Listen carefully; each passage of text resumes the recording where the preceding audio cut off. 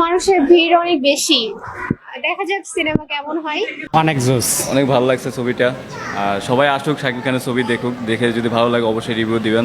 আমি মেকিং এ দিব 10-এর ভিতরে 9, প্রেজেন্টেশন এভরিথিং দিব হলো 8, আর কাহিনীতে দিব আমি 5।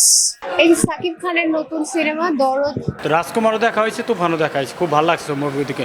ওই থেকে তার ফ্রেন্ড হয়েছে, ফ্রেন্ড হওয়ার পরেই দরদ ছবি দেখা আশা যমুনা ফিউচার। আর শাকিব খান মানি তো বুঝেনি, তো এটা বলতে হবে না, এটা পাবলিক সবাই জানে। ওরে পাগল মন দুই পাগলে হয় যারে মিলো। লাস্ট টাইম যে মুভিটা রিলিজ হয়েছিল ওটার রিভিউ অনেক, তুফানটা খুব ভালো লেগেছে, তো এক্সপেকটেশনটাও একটু বেশি। কি মনে হয় যে এই দরদ কি আপনার মন জয় করতে পারবে, দরদ এনে দিতে পারবে?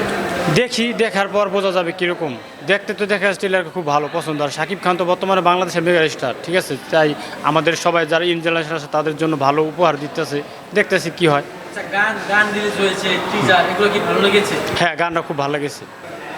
নায়িকাদের মধ্যে কাকে পছন্দ করেন বাংলাদেশে?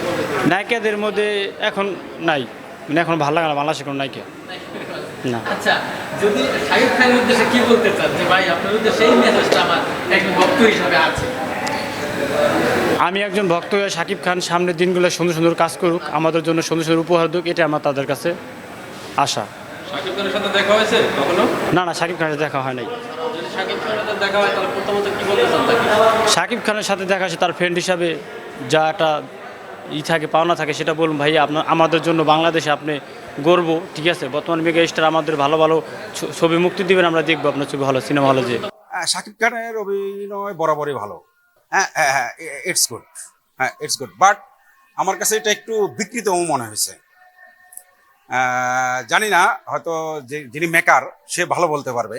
আমি তো নিয়মিত দেখি, এই জন্য আমি কম্পেয়ার করে আমার কাছে মনে হয়েছে যে একটু জাস্ট কাহিনীটা 10% ওভার থিঙ্কিং। হ্যাঁ, ওভার থিঙ্কিং। স্বামী স্ত্রীর যেটা আপনি বললেন, হ্যাঁ, একটু ওভার থিঙ্কিং মনে হয়েছে আমার কাছে। তারপরে ওভারঅল গুড। একটা মুভিতে যদি 100-এর ভিতরে আপনি 90 দেন, তো গোল্ডেন এ প্লাস। হ্যাঁ, গোল্ডেন এ প্লাস হলে এনাফ। ওরে পাগল মন দুই পাগলে হয় যারে মিলো।